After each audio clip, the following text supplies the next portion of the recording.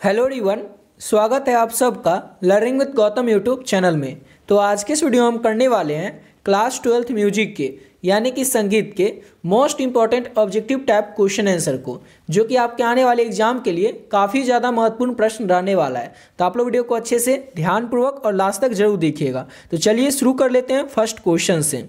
और पहला क्वेश्चन है हमारा, भारतीय संगीत में कितनी श्रुतियाँ होती हैं। तो जो हमारा भारतीय संगीत है इसमें कुल मिलाकर के 22 श्रुतियाँ होती हैं, यानी कि ऑप्शन नंबर इसका बी हो जाएगा। अगला क्वेश्चन है, पंडित रविशंकर कौन सा वाद्य यंत्र बजाते थे। जो पंडित रविशंकर थे एक कौन सा वाद्य यंत्र बजाते थे, तो सितार वादन करते थे, सितार बजाते थे पंडित रविशंकर, यानी कि ऑप्शन नंबर बी हो जाएगा। अगला क्वेश्चन है, पंडित कृष्ण राव शंकर किस घराना से हैं। तो जो पंडित कृष्ण राव शंकर है एक ग्वालियर घराना से आते हैं। इंपॉर्टेंट क्वेश्चन है, याद रखिएगा, ऑप्शन नंबर बी हो जाएगा। अगला क्वेश्चन है, रूपक ताल में कितने विभाग होते हैं। रूपक ताल में विभागों की संख्या कितनी होती है। तो याद रखना है आप लोग को, रूपक ताल जो है इसमें विभागों की जो संख्या है वो 3 होती है। ऑप्शन नंबर ए हो जाएगा। अगला क्वेश्चन है, संपूर्ण जाति में कितने स्वर लगते हैं। तो जो संपूर्ण जाति है इसमें 7 स्वर लगते हैं। ऑप्शन नंबर सी हो जाएगा। कौन कौन से 7 स्वर लगते हैं ये सब आप लोगों को पिछले वीडियो में बता चुके हैं, जिसमें कि डिटेल से आपको बताए थे कौन कौन से 7 स्वर होते हैं। अगला क्वेश्चन है, भांगड़ा नृत्य जो है, भांगड़ा डांस जो है किस राज्य का डांस है। ऑलरेडी पहले से आपको इसका आंसर पता ही होगा कि भांगड़ा जो डांस ये पंजाब का है। ऑप्शन नंबर डी हो जाएगा। अगला क्वेश्चन है, स्वरलिपि पद्धति को किसने प्रचलित किया था। तो जो स्वरलिपि पद्धति है इसको पंडित भातखंडे के द्वारा प्रचलित किया गया था। यहाँ पर होगा भातखंडे के द्वारा प्रचलित किया गया था स्वरलिपि पद्धति को। अगला क्वेश्चन है, राग देश का गायन समय क्या है। तो जो राग देश है इसका गायन समय है रात्रि का दूसरा पहर। रात्रि का दूसरा पहर राग देश का गाने का समय है। अगला क्वेश्चन है, पंडित विष्णु नारायण भातखंडे का जन्म कब हुआ था। तो जो पंडित विष्णु नारायण भातखंडे है इनका जन्म हुआ था 10 अगस्त 1860 को। 10 अगस्त 1860 को पंडित विष्णु नारायण भातखंडे जी का जन्म हुआ था। अगला क्वेश्चन है, 1 ग्राम में कितनी मूर्छाएं होती हैं। तो 1 ग्राम में जो है 7 मूर्छनाएं होती है। ऑप्शन नंबर इसका सी हो जाएगा। अगला क्वेश्चन है हमारा, प म ग म ग सा, प म ग म ग सा किस राग की पहचान है। जब हम ये पढ़ते हैं तो इससे हमें किस राग की पहचान करते हैं, तो ये कौन सा राग है, तो राग विहाग का इससे परिचय हमें मिलता है। ऑप्शन नंबर बी हो जाएगा। अगला क्वेश्चन है, संगीत पारिजात के लेखक का नाम क्या है। तो जो संगीत पारिजात है इसके लेखक है पंडित अहोबल। ऑप्शन नंबर बी हो जाएगा। अगला क्वेश्चन है, त्रिव किस ठाट की पहचान है। तो जो त्रिव है ये कल्याण ठाट की पहचान है। ऑप्शन नंबर बी हो जाएगा। अगला क्वेश्चन करते हैं और नेक्स्ट क्वेश्चन है, संगीत रत्नाकर के लेखक के नाम क्या है। संगीत रत्नाकर जो ग्रंथ है इसके लेखक कौन है, तो ऑप्शन नंबर बी हो जाएगा। पंडित सारंग देव जो है ये संगीत रत्नाकर ग्रंथ के लेखक हैं। ऑप्शन नंबर बी हो जाएगा। और अगला क्वेश्चन की ओर बढ़ने से पहले आपको बताना चाहेंगे म्यूजिक के गेस्ट क्वेश्चन के नोट्स के बारे में। ऑलरेडी बहुत सारे बच्चे इस नोट्स को ले चुके हैं। जो भी बच्चे पहले से इस नोट्स को ले लिए वीडियो को थोड़ा स्किप करके थोड़ा आगे से देख लीजिएगा अगले क्वेश्चन से। जो भी अभी तक इसका नोट्स नहीं लिए, जो भी बच्चे क्लास 12th में सब्जेक्ट उनका म्यूजिक है, चाहे वो किसी भी बोर्ड से हैं, खास रूप से अगर बिहार बोर्ड और झारखंड बोर्ड के हैं और इसका नोट्स ले लिए तो आप लोग जरूर इस पीडीएफ को, इस नोट्स को ले लीजिएगा। कैसे ले सकते हैं और इसमें आपको क्या क्या मिलेगा तो देख लीजिए। इसमें मिलेगा आपको ऑब्जेक्टिव और सब्जेक्टिव दोनों टाइप प्रश्न, यानी कि आपके म्यूजिक में जो भी इंपॉर्टेंट प्रश्न पूछे जाएंगे आपके एग्जाम में वो सारा इंपॉर्टेंट ऑब्जेक्टिव क्वेश्चन इस पीडीएफ में आपको मिल जाएगा। यानी कि जो भी प्रश्न आपके एग्जाम में आएंगे वो सारा का सारा प्रश्न आप लोगों को इस पीडीएफ में मिल जाएगा। इस पीडीएफ में प्रश्न की जो संख्या है वो 400 से भी अधिक है। इतना अगर आप लोग कर लेते हैं तो इसके बाहर से एक भी ऑब्जेक्टिव क्वेश्चन आपके एग्जाम में पूछा नहीं जाएगा।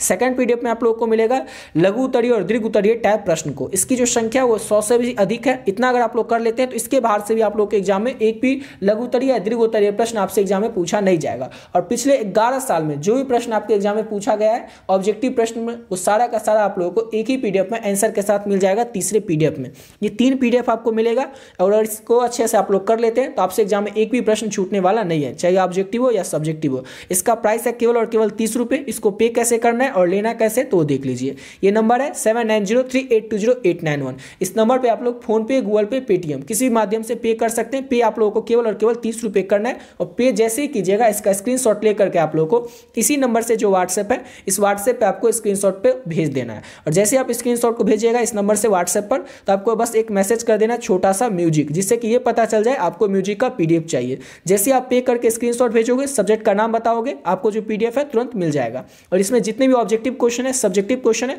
सभी को अगर आप लोग अच्छे से कर लेते हैं तो आपसे एग्जाम में एक भी प्रश्न छूटने वाला नहीं है, चाहे वो ऑब्जेक्टिव हो या सब्जेक्टिव हो। तो जो भी बच्चे अभी तक इस पीडीएफ को नहीं लिए और आपका बोर्ड बिहार बोर्ड और झारखंड बोर्ड है तो आप लोग जरूर इस पीडीएफ को ले लीजिएगा। समझ गए? चलिए बात है अपने अगले क्वेश्चन पे। तो अगला क्वेश्चन है हमारा, स्वर लिपि पद्धति का जनक किन्हें कहा जाता है? तो स्वर लिपि पद्धति का जो जनक है ये पंडित विष्णु नारायण भातखंडे को कहा जाता है। ऑप्शन नंबर बी हो जाएगा। अगला क्वेश्चन है हमारा, उस्ताद फैयाज खां किस घराने से हैं या फिर कौन से घराने से हैं? तो उस्ताद फैयाज खां जो है ये किराना घराने से आते हैं। ऑप्शन नंबर बी हो जाएगा। अगला क्वेश्चन है, धमार कितने मात्रा का ताल है? धमार जो है ये कितने मात्रा का ताल है? तो धमार याद रखना आपको 14 मात्राओं का ताल होता है। अगला क्वेश्चन है, विलंबित तीन ताल किस ताल को कहते हैं? विलंबित तीन ताल जो है किस ताल को कहते हैं? तो तिलवाड़ा ताल को कहते हैं विलंबित तीन ताल। ऑप्शन नंबर बी हो जाएगा। अगला क्वेश्चन है, पंडित पन्नालाल घोष क्या बजाते थे? तो बांसुरी वादन करते थे, बांसुरी बजाते थे Pandit Pannalal Ghosh. Option number C हो जाएगा। अगला क्वेश्चन है, ध्रुपद गायन शैली में कौन सा ताल बजता है? तो जो ध्रुपद गायन शैली है इसमें आपको याद रखना है 4 ताल बजता है। ऑप्शन नंबर ए हो जाएगा। अगला क्वेश्चन है हमारा, संगीत में होता है, तो संगीत में क्या क्या होता है? तो याद रखना है संगीत के 3 अंग होते हैं। आपसे ऑब्जेक्टिव में ये भी पूछा जा सकता है संगीत के कितने अंग होते हैं, और कल ही आपको बताए थे कि संगीत में कौन कौन से 3 अंग होते हैं। तो गायन और वादन और नृत्य, गायन वादन और नृत्य जो है ये संगीत के 3 अंग हैं। ऑप्शन नंबर बी हो जाएगा। अगला क्वेश्चन है, एक सप्तक में कितनी श्रुतियाँ होती हैं? तो एक सप्तक जो होता है इसमें 22 श्रुतियाँ होती हैं। ऑप्शन नंबर ए हो जाएगा। अगला क्वेश्चन है, पंडित विष्णु दिगंबर पुरस्कार की मृत्यु कब हुई थी? तो याद रखना है आप लोगों को 21 अगस्त 1931 को पंडित विष्णु दिगंबर पुरस्कार की मृत्यु हुई थी। ऑप्शन नंबर ए हो जाएगा। अगला क्वेश्चन है, राग असावड़ी किस ठाट में आता है? राग असावड़ी जो है ये किस ठाट में आता है? तो असावड़ी ठाट में राग असावड़ी जो है ये आता है। राग असावड़ी से आपको क्या याद रखना है? राग असावड़ी ही। राग असावड़ी जो है ये किस ठाट में आता है? तो असावड़ी ठाट के अंतर ही आता है राग असावड़ी ठाट। अगला क्वेश्चन है, राग बागेश्वरी जो है इसको कब गाया जाता है? राग बागेश्वरी के गाने का समय क्या है, गाने और बजाने का? तो रात्रि के समय में राग बागेश्वरी जो है इसके गाने और बजाने का समय है, यानी कि ऑप्शन नंबर इसका ए हो जाएगा। अगला क्वेश्चन है, निम्न में से यानी कि जो 4 ऑप्शन दिया हुआ है इसमें से किस राग के आरोह में ऋषभ नहीं लगता है? ऋषभ जो है, क्वेश्चन को समझिएगा, ऋषभ किस राग के आरोह में नहीं लगता है? तो 4 राग दिया हुआ है, इसमें से हो जाएगा बिहाग राग। बिहाग राग का जो ऋषभ है इसमें आरोह नहीं लगता है, इसके आरोह में ऋषभ नहीं लगता है। ऑप्शन नंबर ए हो जाएगा राग बिहाग।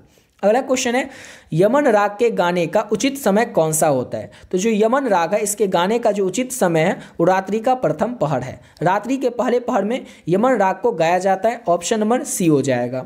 अगला क्वेश्चन है, यमन राग में त्रिव का प्रयोग होता है। तो यमन राग में किस त्रिव का प्रयोग होता है? तो जो मौ जो है ये त्रिव, इसका प्रयोग किया जाता है राग यमन में। ऑप्शन नंबर डी हो जाएगा।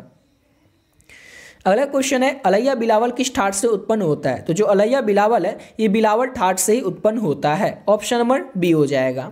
अगला क्वेश्चन है, अलैया बिलावल का उचित समय क्या है? यानी कि अलैया बिलावल जो है इसके गाने का उचित समय क्या है? तो जैसे कि अलैया बिलावल है इसका गाने का उचित समय दिन का प्रथम पहर है, या फिर दोपहर, शाम या रात्रि का समय। तो दिन का जो प्रथम पहर है, दिन का जो पहला पहर है, ये राग अलैया बिलावल का गाने का उचित समय है, यानी कि ऑप्शन नंबर क्या हो जाएगा? तो ऑप्शन नंबर इसका ए हो जाएगा।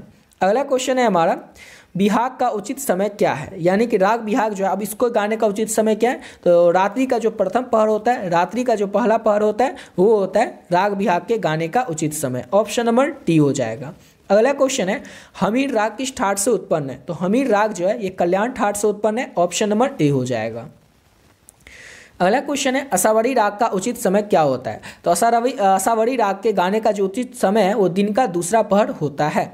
अगला क्वेश्चन है, असावड़ी राग के वादी संवादी स्वर हैं। तो असावड़ी राग जो है इसका वादी और संवादी स्वर क्या होता है? तो ध एवं ग जो है ये असावड़ी राग के गाने का उचित समय होता है। ऑप्शन नंबर डी हो जाएगा।